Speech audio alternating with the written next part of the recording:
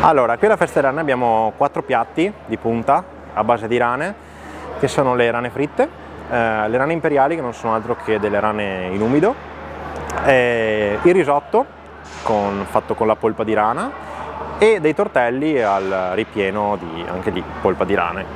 Principalmente perché è un piatto della tradizione veneta e anche perché insomma, non è così facile da trovare, anzi sempre più raro, e quindi è l'occasione giusta per venire qui da noi a provare un piatto tipico, insomma.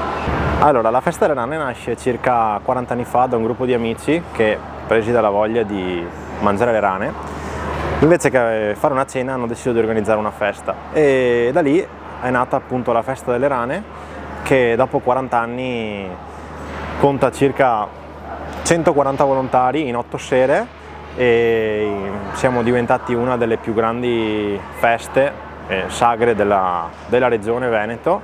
Le rane sono un elemento abbastanza semplice da lavorare, non richiedono particolari attenzioni. Il nostro piatto di punta sono le rane fritte, le quali le passiamo in una pastella e poi le infariniamo.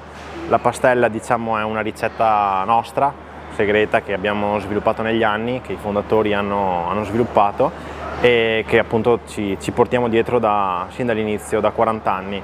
E niente, semplicemente vengono appunto infarinate e poi passate nella friggitrice e servite.